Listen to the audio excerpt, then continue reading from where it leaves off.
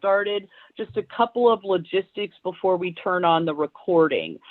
We do have 1,000 people in this room right now, and while we have some control over muting both your microphone and your video camera, we don't have complete control because we are using a meeting format rather than a webinar format. So we really need you to make sure that your audio and video are muted. We will, try to mute everyone, but then that mutes our presenters. So then we got to unmute them. And so we're just asking that if you could keep an eye on your camera and audio, that would really help us out a lot as we go along. Having been through a 1,000-person meeting previously, we decided to turn off text chat for this one. It gets very convoluted with that many people trying to even introduce themselves. We do know that you have many questions. We have created a Q&A form. The bit.ly link is there for you at the bottom of each slide, and you will be able to submit your question via a Google form. We will answer them after the webinar is over. Obviously, many of you have similar questions, and we found that it's just easier for us to sort of group them together. We'll be creating a frequently asked questions for the project based on all 4 of the webinars that we have done. So those are your logistics for the day, and I'd say, Brian, I'm going to go ahead and mute and turn it over to you, and somebody should kick off the recording, Sarah. Thank you, Karen, and good morning, everybody. It's great to see so many people again here in our weekly webinar series. Today, we're talking about the view from the classroom, and this is our 4th installment. So over the last month, we've gotten to hear the perspectives of division leaders, leaderships regionally across the state, and now we're going to start digging down into the classroom to see what does this look like when a teacher deploys these resources with their students. This webinar series has done a great job. Part of our project at Virtual Virginia Expansion is to connect you to a great platform and great resources, but also to connect you with great people who are doing awesome things across the state. So joining us today, again, is Karen Richardson at Visti, Teresa from Manassas Park, Jennifer from Charlottesville City, Rebecca from Code RVA, and Erin from Code RVA. So we get to hear from them and their experiences using the learning management system. As a reminder for those of you who may be joining us for the first time today, Virtual Virginia, we are the DOE's online course, professional learning, and digital content provider. Obviously, that's a very big umbrella. You can fit a lot of things under that in the K-12 learning space. And even post March 13, a lot of new things that we're all learning and a lot of new skills. You can see how Virtual Virginia can support you going forward in this new normal in K-12 education. And as a reminder of the project, remember when Virtual Virginia is expanding, we're looking to provide a scaled online content delivery to your students by your teachers, either in that online or blended learning space. It is a learning management system, so it is a robust environment where you can pull in courses, create your own content, and use them in various ways with your students and your teachers and all learners really in your division. And again, this is onboarding the entire ecosystem. The heaviest users are going to be teachers and students, but you can bring in your administrators, your professional learning within your division can be done on this platform. So it really isn't just a simple online classroom. It really is that whole division ecosystem. And one of the perks to this project is Virtual Virginia is going to be providing content beginning next year and beyond. And we hope this project continues for the long term because we realize the needs and we recognize the divisions are dealing with a new way of doing instruction. And Virtual Virginia, as the partner of public school divisions, wants to be there to help as much as we possibly can. And really, when we talk about this project, we say, 10% of it is technical, 90% of it is professional learning. So Virtual Virginia and our partnership with VDOE and Visti, we're there to provide training and support for all levels of the division, from the central office, building administrators, trainers, technical staff, counselors, educators, and really any staff within the division. We recognize that this is a new way of learning, and we want to be there to make people comfortable as they deploy this learning style.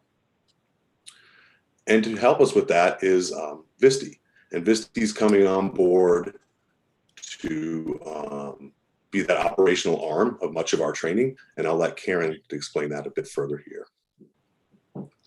Great, thanks, Brian.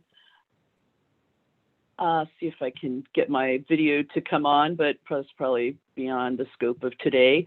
I'm having Zoom issues, it seems, but BISTE will be providing professional development. We're going to take a train the trainer approach. We've discovered from the large number of people interested in things that I don't think we can reach as far into the classroom, but we are doing the train the trainer model. We're getting up and running for that right now, and then we'll also offer those kinds of courses throughout the rest of the year.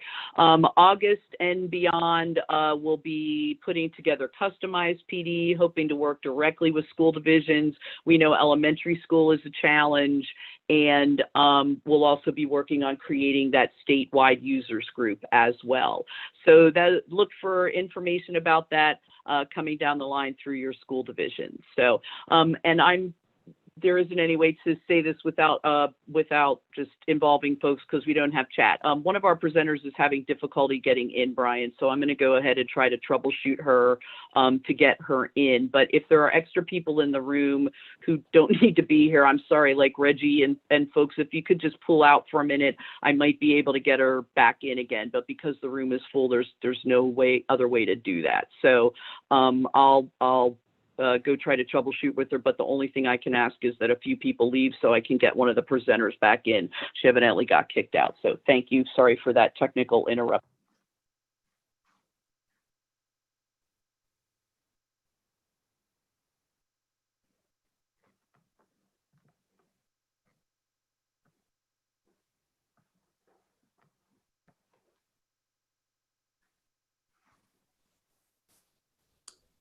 That's the beauty of doing it live, right?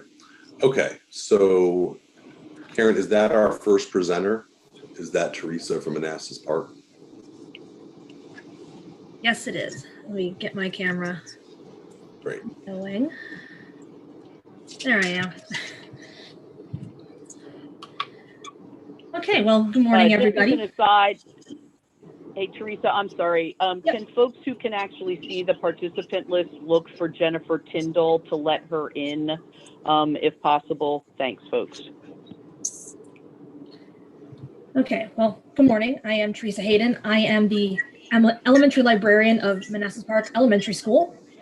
And we have 4 buildings in Manassas Park. We have over 3,700 students.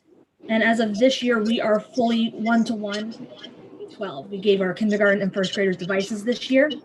So that's a big yay for us. And we've been using Canvas learning management system for the last couple of years, at least 5 or 6. So the 2 biggest tips that I got when we first started with Canvas was keep it simple. You don't need every single bell and whistle. With the software, you can try things out in a sandbox course, which is not your actual course, play around with things, and then move things into your course later. Utilizing the Canvas Commons and the tutorial videos and the frequently asked questions pages. The very first year I had to export my course, I went to that frequently asked questions page for all of my courses. At the elementary level, it does look a little different than the secondary. We have, for encore classes at least, we maintain a separate page for each grade level. So I maintain 3. But what I do across all 3 of my pages is the layout is exactly the same. So my header is the only thing that changes. My sidebar navigation for the students and the buttons to navigate my page all pretty much stay the same.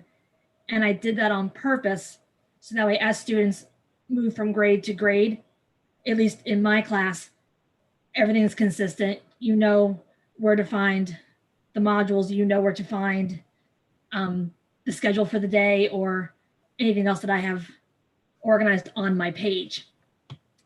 I also am a really big fan of creating modules, which is just taking everything you'll want for a lesson and putting it all together. So if you have a YouTube video that you want to include or stuff from your Google Drive, you can drop things directly from Drive into the modules. It does make the content easier to manage and students to use. And if a student has a parent who's assisting them with their work, the parents can also find exactly what they're looking for, which I think is really, really cool. And what I also like to do, and I've been doing this for years, is as I add files and pages to my courses, I click on student view so I can see it exactly from the student side.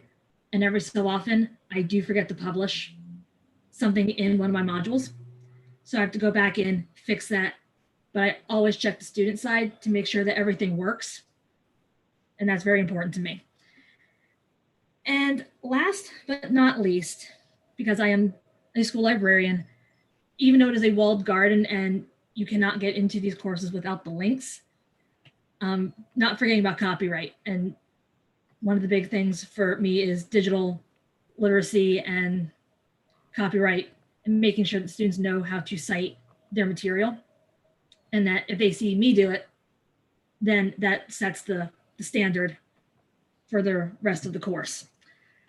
And I'm still learning about Canvas. It is definitely a lifelong learner platform, but I enjoy it because every year I learn something new, and every year I incorporate just a little bit more into my pages. And I did include a link to some screenshots of my course, because my courses are tied to PowerSchool. And now that the school year has officially ended, I no longer have access to my course.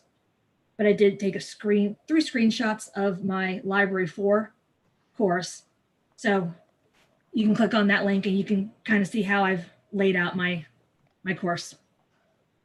And that's it.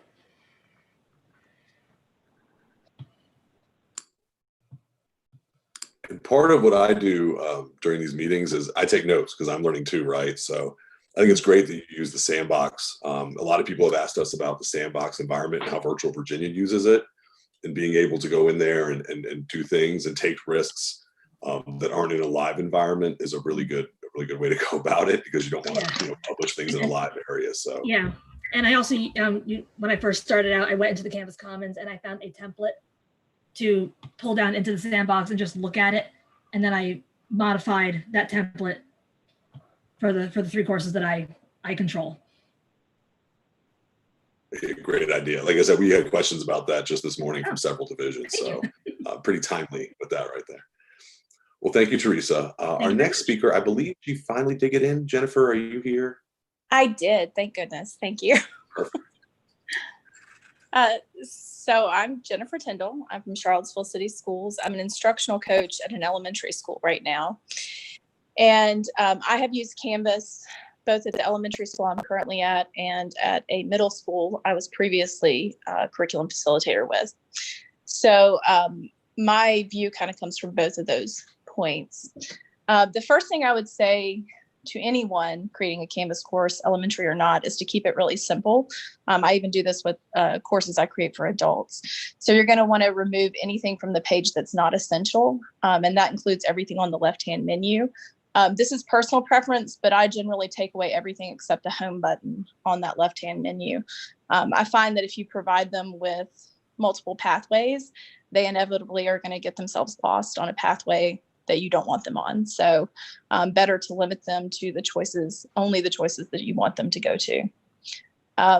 We're all thinking, of course, about distance learning for next fall. So for distance learning, what I'm going to encourage our teachers to do is to, the front page of their course will just be a daily or weekly agenda for their students. And it will be a clickable agenda, which means that it'll say you're supposed to read X passage, and the student will be able to click it and go directly to that passage. So it's very, very user-friendly, very simplistic, and the child basically can't go wrong as long as they're reading what's on their screen.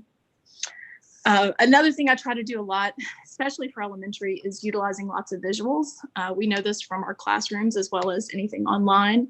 I create a lot of large graphic buttons.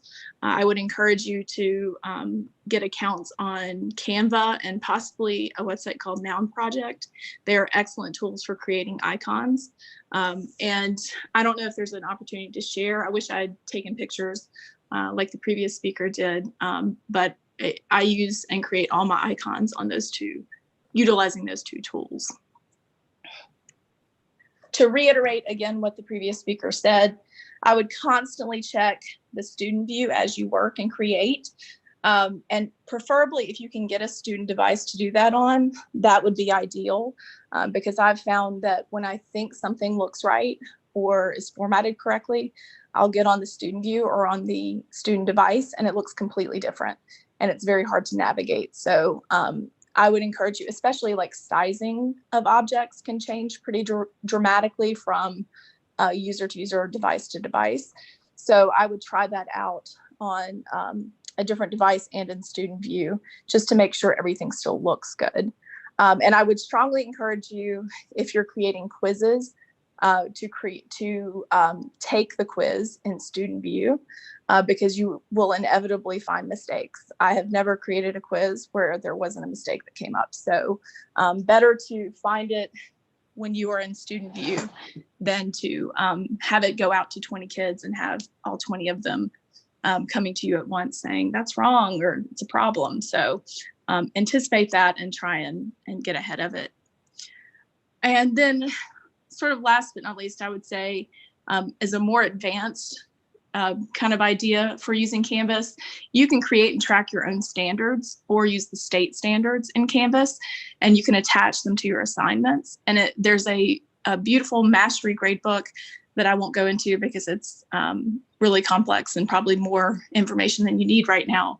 But when you start to feel comfortable with Canvas, I would strongly encourage you to look into using either state standards or your own standards to track your student progress, because it is a tremendous tool for understanding where your students are.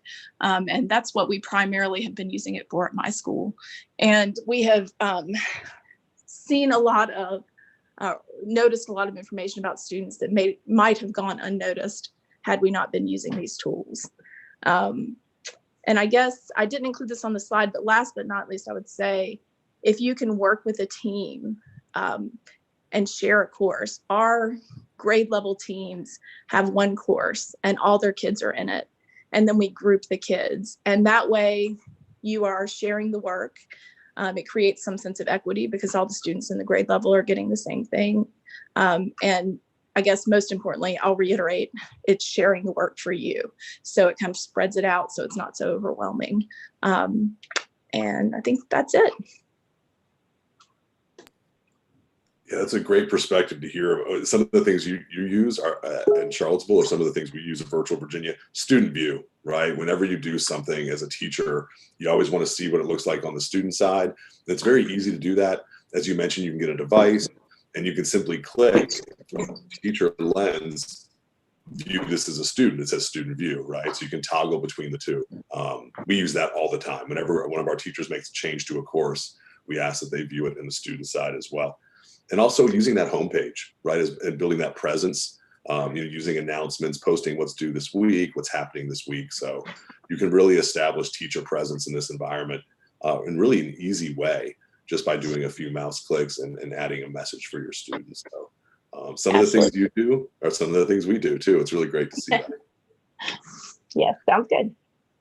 Thanks for sharing that. Next speaker is Rebecca, from our first speaker from Code RVA. Hi, thank you for having me here today. I am from Code RVA Regional High School. For those of you who haven't heard of us, we are a regional school in Richmond, Virginia. So we serve students from 14 different school divisions that come to us. We are computer science high school, and we have a blended learning model. So we opened in the fall of 2017 and are all blended all the time. So the transition right now with COVID and the school closure and things has been different for us, but just that experience of knowing how to use Canvas, hopefully we can learn a few tips.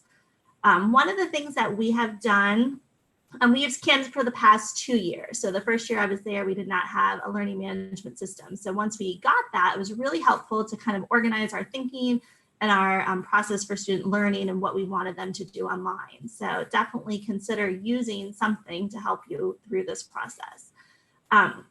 So one of the things we did this past year, which was extremely helpful for students and families, was we made kind of an intro video using like a screencast right? So the students would know, okay, when I log in and I look at that homepage, where should I be clicking?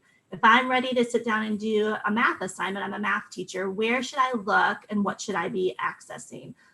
So kind of walking them through the same way you would in a traditional classroom, right? Your first couple of days of school, you would bring the students in and kind of train them, like, here's where you turn in your papers, here's where you pick up your papers, here's where you get the information you need. So doing that same process in an online environment is really important so students understand how to navigate your page and how you have things set up for them to access. It was helpful for families too. So parents would say, well, I'm not sure how to help my student. We could share with them the video and then they could access that information and kind of see, okay, you're supposed to click on modules and then you'll see the information you need. Or access the calendar this way and you can see what assignments you have due for the whole year or for the whole month.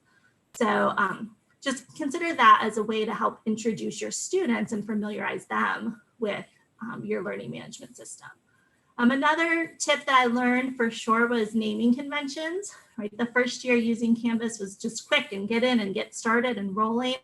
And this past year I really paused and thought about what I use modules as a way to organize my students' work. So what each module was going to be, the title, and then within that module. So for instance, I might have module 1A called expressions, and unit 1 called expressions. And then within that, I might have 1A, order of operations. And then within 1A, several assignments or quizzes or whatever I need to give them related to order of operations, all labeled with 1A. And then 1B, translating expressions. And then all of the things related to that topic are under 1B. So just to help yourself with organization, but then also students to be able to know, okay, we're working in unit 1, that's the module I need to access. And then within that, here's the sequence of assignments. Just to highlight some of the things that other speakers also said was about the settings.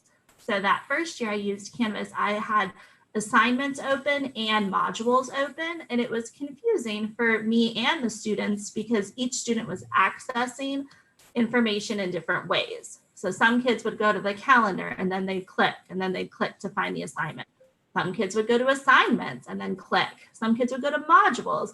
So really streamlining the process you want students to use. So again, using that student view and looking at how do you want them to navigate your course? And that way all students are using the same process. So it's easy for you to explain to them, go to the homepage, click on the appropriate module, and then you can access the assignments and information from there. So whatever method you pick, but just being clear about what you have available to them in the settings so they can see. And then another thing, this would be maybe a more advanced tip after you've gotten used to it, was using those sections. So similar to Jennifer, what she mentioned, we all would share the same course. So in my building, there were several of us teaching geometry. We all had one big Canvas course with all of our students, and then we divided them into sections. But even further, as a teacher, I would divide them into sections so I could provide different assignments for different students or different due dates. So I think that was really nice additional feature. The same way you might do that in a traditional classroom. You might assign this group of students to work on this assignment and this group to work on this assignment. That's just good instruction, but you can also do that online. You could say, okay, I'm going to put you in section A. You're going to have this assignment due on this day, and you're part of section B, and you have this assignment due on this day. So some of the good practices you already know are certainly available with the use of a learning management system. Of course, it's just a matter of trial and error and exploring, and just any information you need is generally on the internet, right? So whenever I'm stuck, I'm like, I know there's got to be a way to do this. Searching, talking to colleagues, reaching out, using the Canvas Commons, you can do a lot of innovative things with an LMS once you get comfortable with it.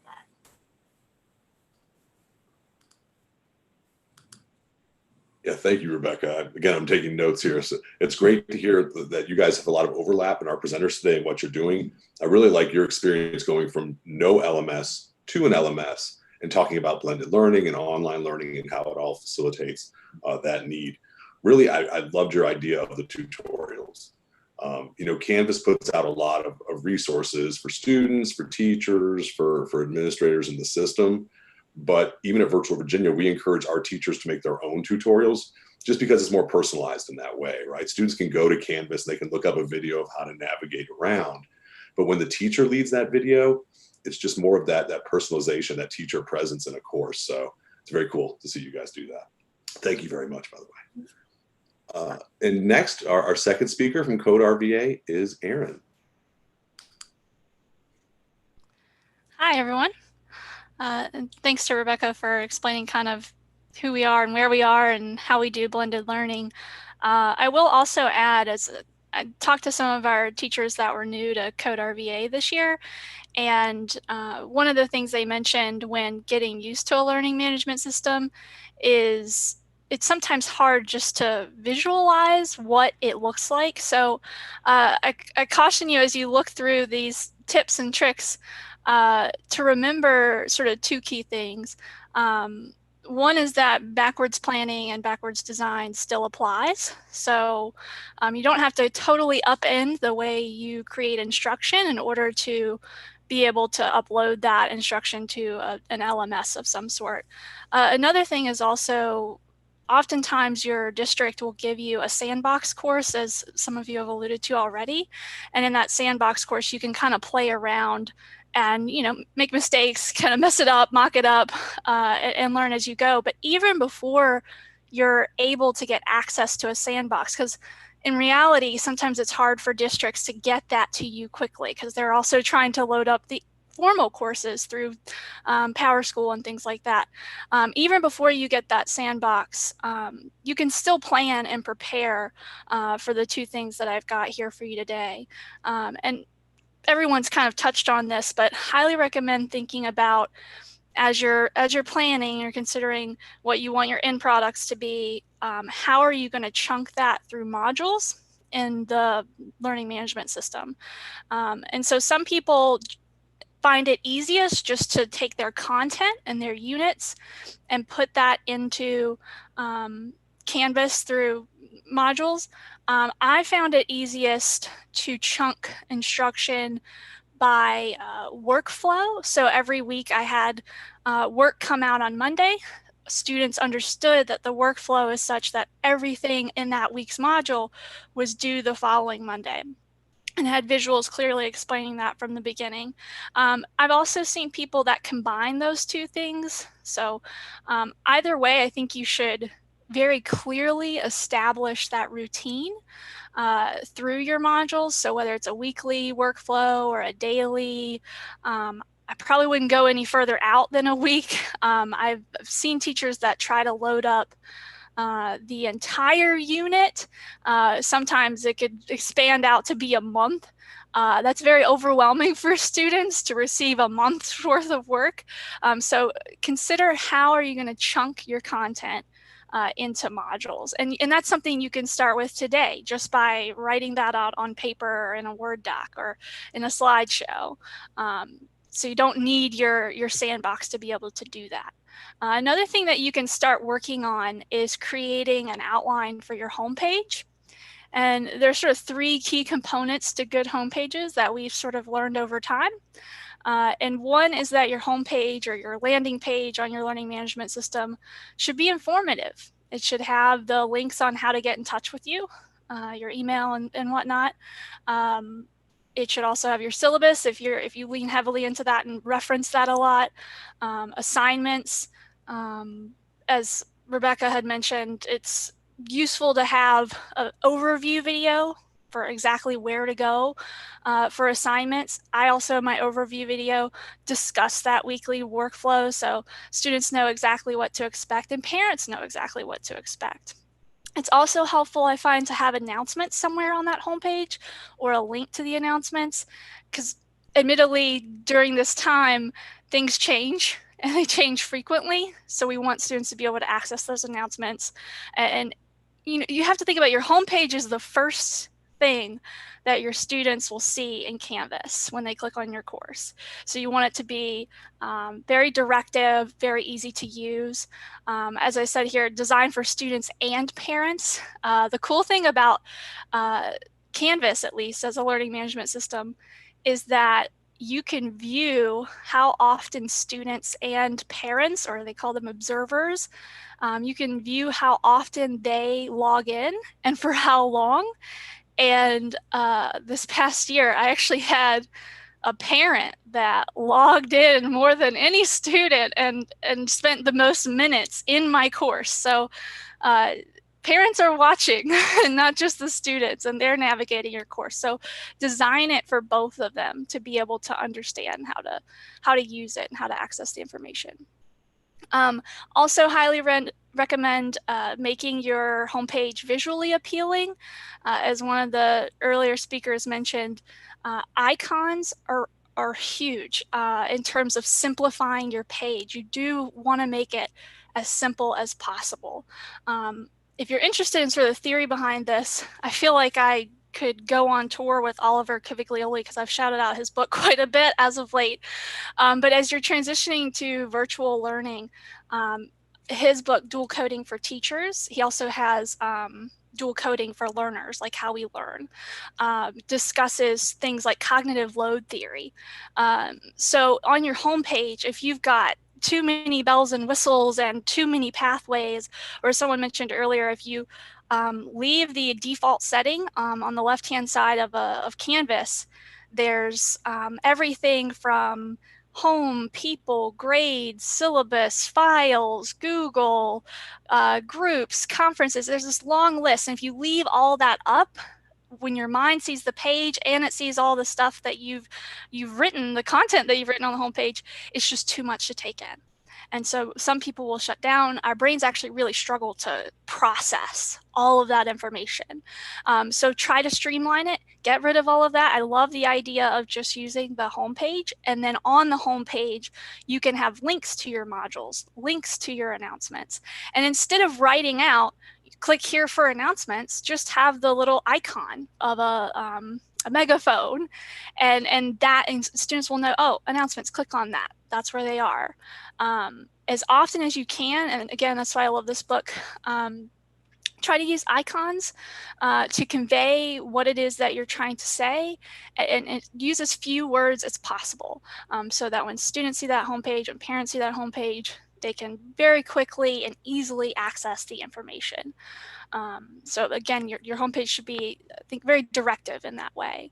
And then the last thing I would add is sort of a two-part thing again, is to lean on your PLCs. So your department is an excellent source of sort of what to do and how to do it. We also found that at Code RVA, it helps if we all do some things the same way so that students don't have to learn a whole new protocol for every course in terms of how you design your modules and your homepage. So consider what sort of alignment you want to have across your department and or across your school or your district.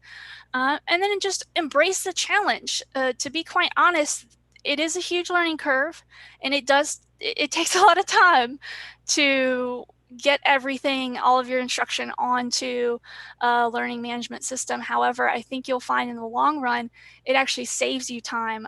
My favorite thing in Canvas would be, or any learning management system, would be just the ease of assessment. It's very easy to do quick formative checks and get data super quickly. I don't have to grade anything. I don't have to weed through stacks of papers.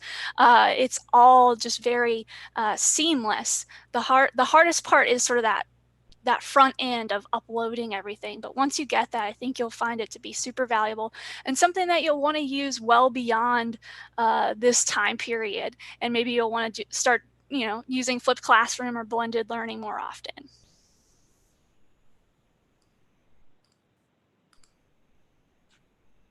Took even more notes there. And again, the homepage, right? Talking about, how you can prepare for changes, and students getting used to coming to the homepage every day, getting that announcement, getting that update. Again, we see some themes emerging here between all of our presenters. We do that too, right? Those are some of the common things we all do.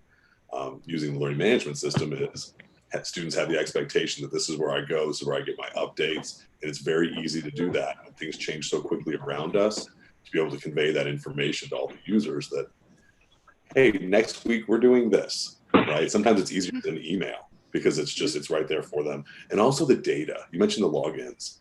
Being on a learning management system, you have a lot more access to those data, those analytics, and you can easily access them. So being able to see that parent who logged in frequently, we see that as well. Cool, thank you. And the standard navigation, I think that one of the things I wanted to convey is that when Virtual Virginia makes the resources available to school divisions, there is that alignment in the navigation. You know, each course isn't different with as far as how students get through the content. So that's very important as well, is that, you know, you can't have biology be totally different than geometry as far as how to navigate through and get through the lessons. Well, thank you all. And one thing I would mention is that we've received a lot of feedback during the session today. After the recording, we're going to share some screenshots. You guys may be asked to do that as well, or share your screen and show people. The teachers are asking, oh, can we see this? We've heard all these great things.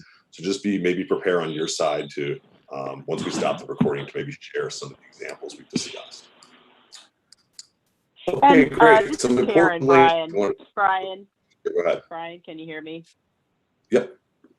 Hey, so this is Karen. So I got booted out of Zoom, and of course I can't even get back in because our room is full. So I will attempt to do that. But just to ease a little anxiety, I've been fielding a lot of emails as well from people who couldn't get into the live recording, and I know you want to see what things look like, and I understand the frustration, having been involved in educational technology and professional development and training since I think 1988 was my first workshop. These first 4 webinars really were meant to just be general introductions to learning management systems.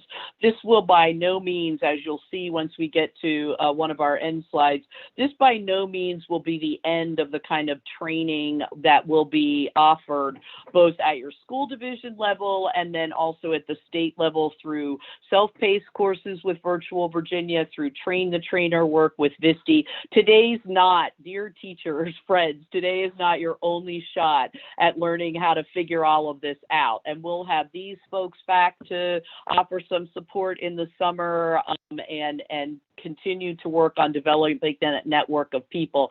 But for both folks who are watching the YouTube stream or folks who couldn't get to any of it at all, again, not your only opportunity here. And I know it can be frustrating when you register for something and you can't get in the room, but there'll be plenty more coming down the pike, much smaller groups of people, your opportunity to get involved in with your learning networks at your school divisions as well. So hopefully that eases a little bit of the anxiety for folks too. But I think there definitely is some interest in screen sharing. So if our presenters are willing to do that, Brian and I can finish up here and then we can do a little bit of that. And if Tim Stallmer's still listening in, Tim, go ahead and keep the YouTube stream going for that part so our YouTube viewers can see it. We may edit it out before we do the live piece, just in case there's any privacy issues that we need to worry about. So thanks everybody for all of this and for your great interest in it. But again, this is our first baby steps here, and more will be coming to make sure folks are comfortable and confident using this new system. Thanks, Brian.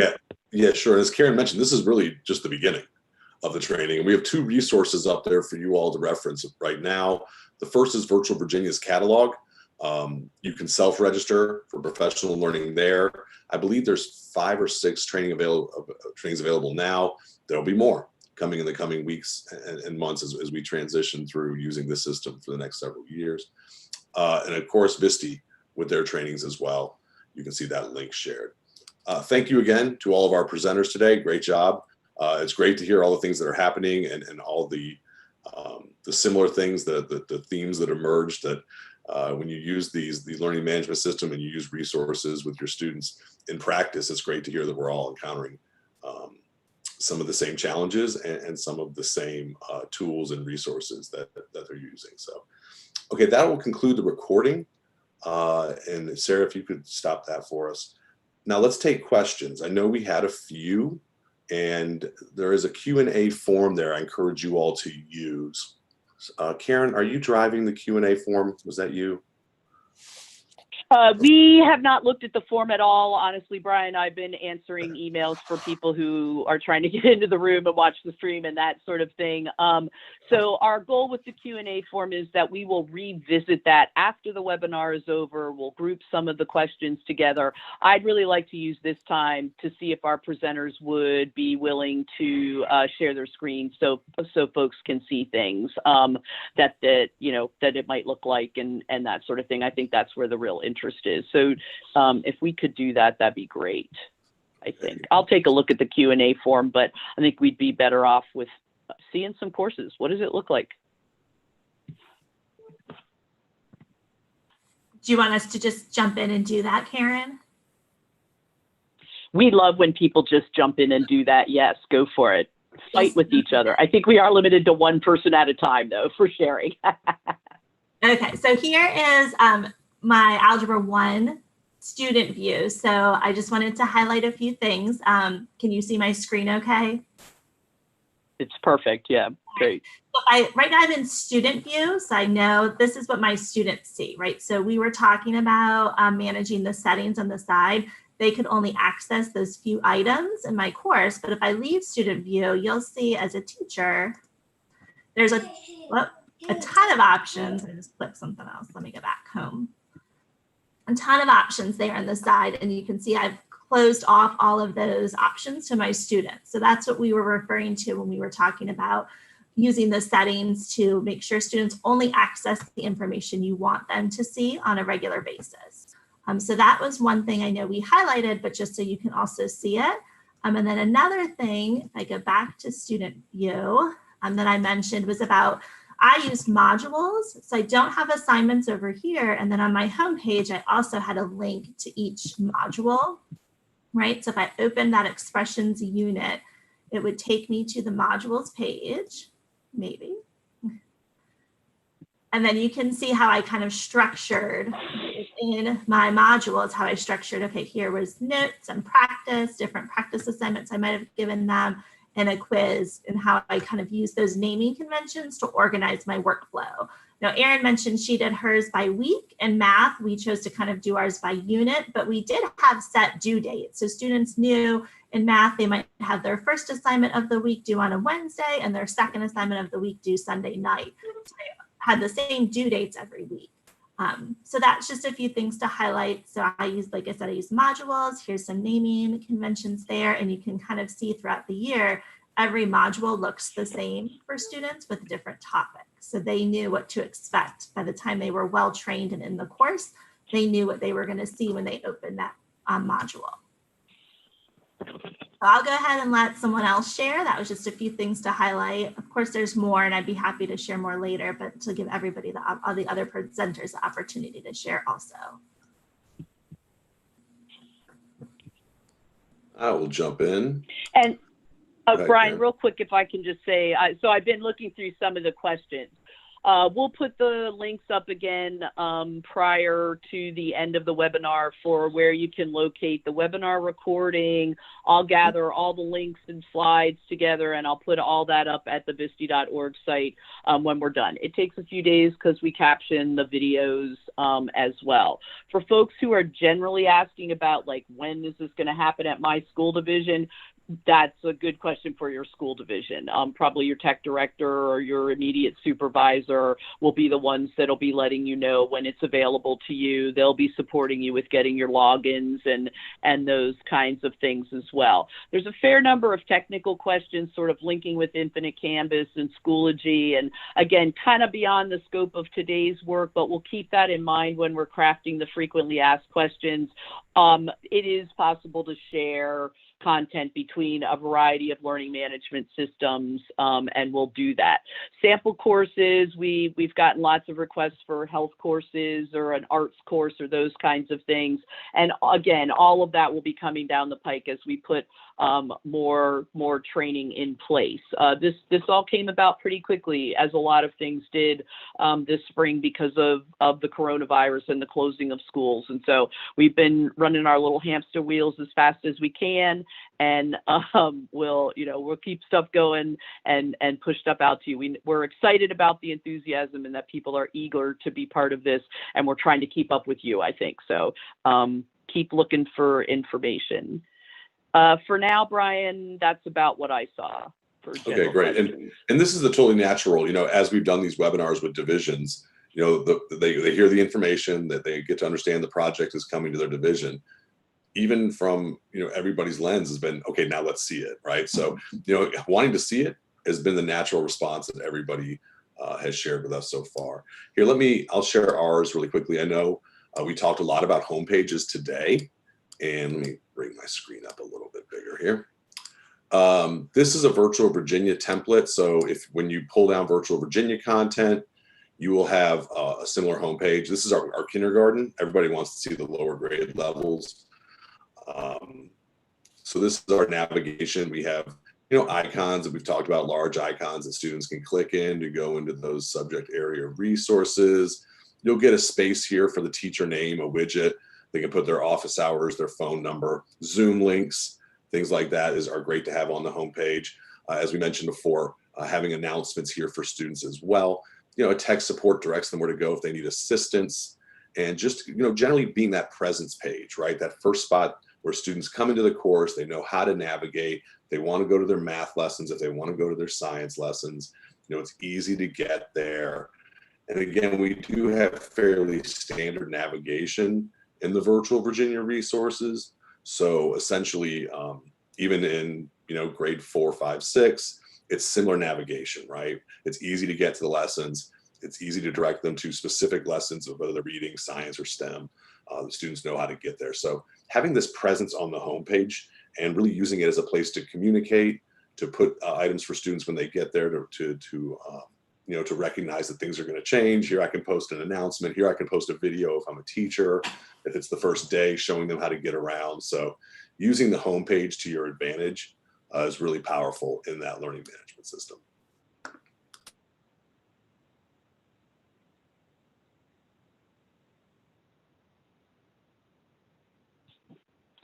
We have a few more minutes. Somebody else share. Yeah, would anyone else like to share? I'm happy to share. Let me see. Try to figure out where my stuff is. Okay.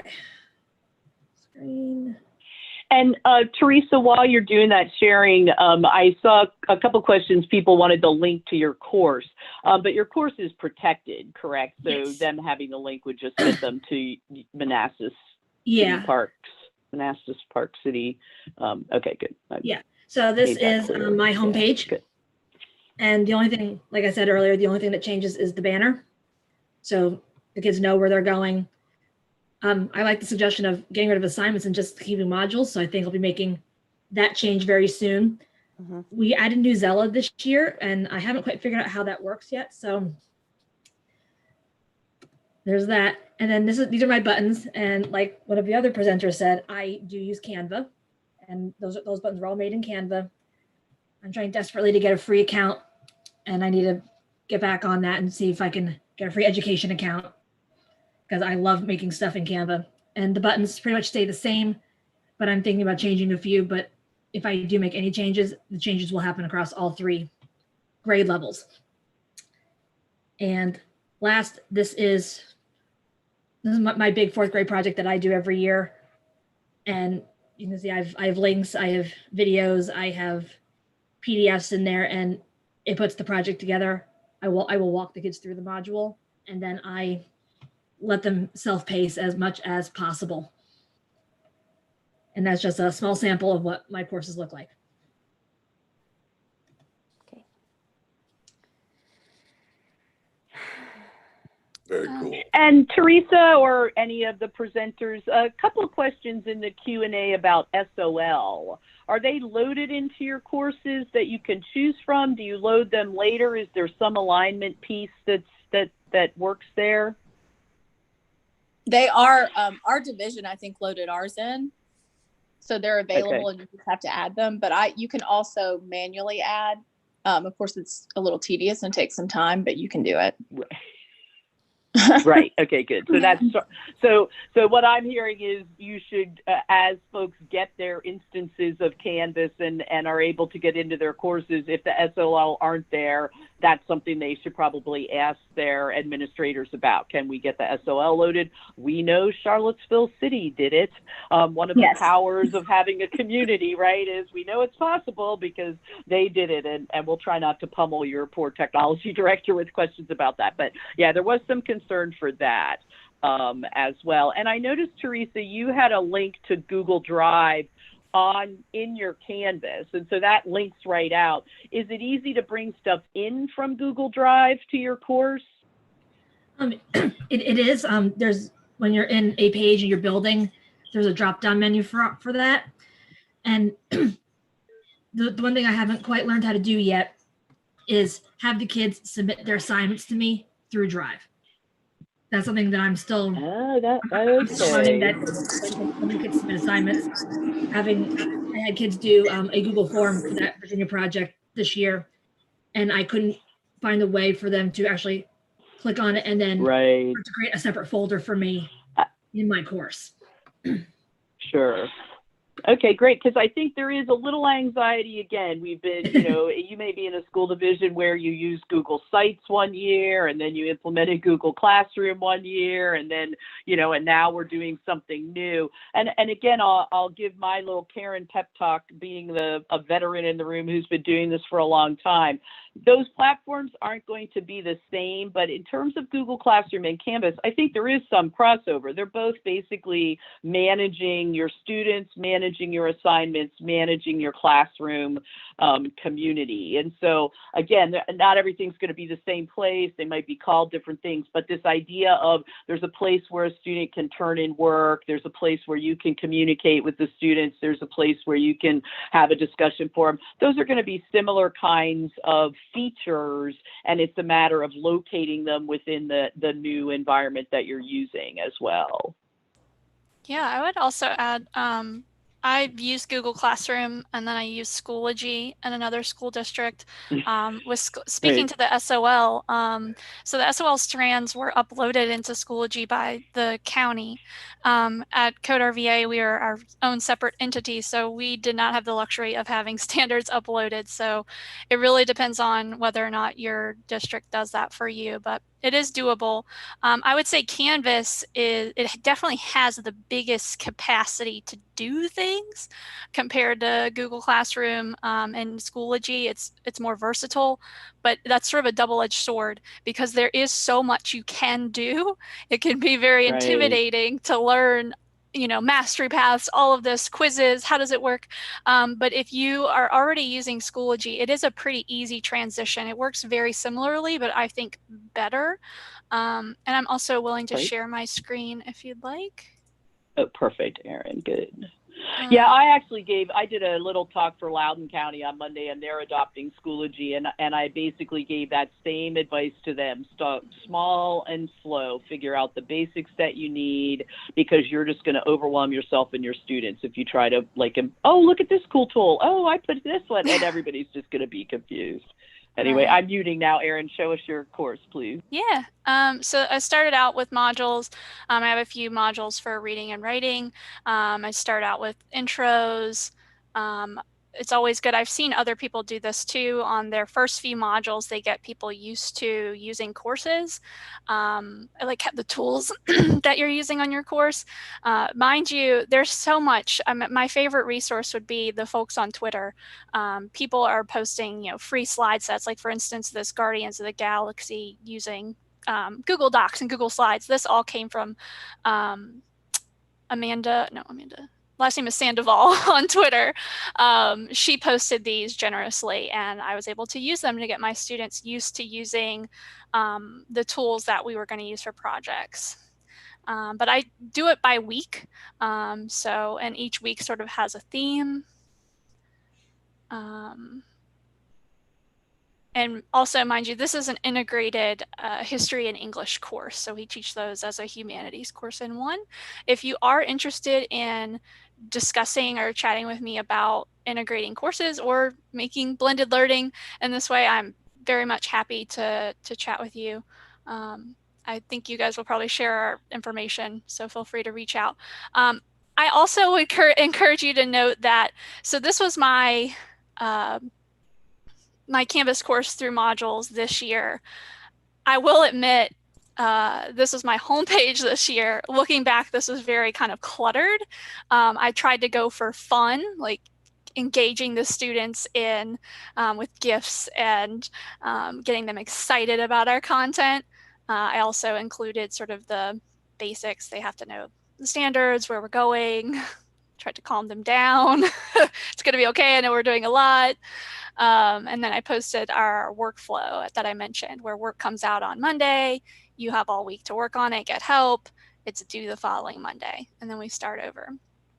And then there's the video that we have that all of our teachers made showing how to navigate their course. Comparing this to what Brian showed with his homepage, what Brian showed is actually what I'm aiming for this year. This to me now looks kind of like a MySpace page from years ago. It's not very pleasing. However, that's just a reminder too that this is a process, right? So you don't start out maybe with an amazing homepage. And but I did, and with the last. Anybody who does appreciate the He-Man, Hobbit, and Kanye West mashup, you know what I mean? I tried to reach all audiences. Yeah. Sorry, go ahead, Karen. And this is Karen too. One of the pieces of advice that I've been giving to people is there's a difference between training and learning. Training, become comfortable with it, become confident in how to do things. That's training. You're going to learn how to use your learning management system over the course of time. So I know teachers are kind of used to going in and having the whole year planned and everything set up and my room's all ready. And then with this, you're going to learn as you go. I'm happy to hear you say that your first homepage may not be your last homepage. But I'd say, don't set up the whole year. Set up the first unit, put the modules together, and this is a place to get tons of feedback from your students as well. What's working, not working. If you get if you get 5 emails from kids that say I can't find something, it means they can't find it. You got to start thinking about that too. But I think being in constant contact with your students, and for the youngers with the students and the parents who are probably helping them navigate, is going to be really important as well. So we are close to wrapping up here. Erin, I really appreciate you, and we're watching Erin edit now, which is very exciting. Brian, if you could get us back to that last slide that had the 2 links on it, I think that'll help us to close out. We'll work on the Q&A FAQ. I will say that Canvas has a pretty amazing community online. Like, I went and looked up a couple questions that people were asking, and so we'll push that out. Today's recording, the certificate of participation, any of the resources that were shared, including the slides, will be posted to that visti.org website, hopefully by the end of the week, but sometimes it does take us around till the next week. Do check into Virtual Virginia's offerings. Courses are constantly being offered, so check your catalog, get yourself logged in. Some of them are self-paced, some of them are facilitated, and we are working hard on putting together the train the trainer pieces. When we say train the trainers, if you're in a little school division and maybe you only have one ITRT, you can send up to 4 people. So if you'd like to be one of the leads for your school division, we're going to be pushing that out to the contacts this week. Go to your tech director and say, hey, I want to get a head start on this, and so I'm willing to go to the train the trainer training and help out training my colleagues so that I can get on ahead. Bigger school divisions that already have a lot of coaches in place, you may not have that luxury. But if you're in a smaller school division, and you'd like to take the lead, your title doesn't have to have the word trainer in it in order to participate in the VISTI training. We are just at the top of the hour. Brian, did I miss anything? Nailed it. Nothing but net. Thanks, everybody, for your participation. I know today was a little frustrating for folks with the numbers, but again, this is just an overview, and we'll be pushing out lots more opportunities to learn more about how to do this, about how to connect with other teachers who are already doing it. So thanks, everybody. I guess we finished the recording, and so we'll say goodbye. Thanks, everyone. Have a good And day. Thanks, everybody. I'm going to press the end button. Bye.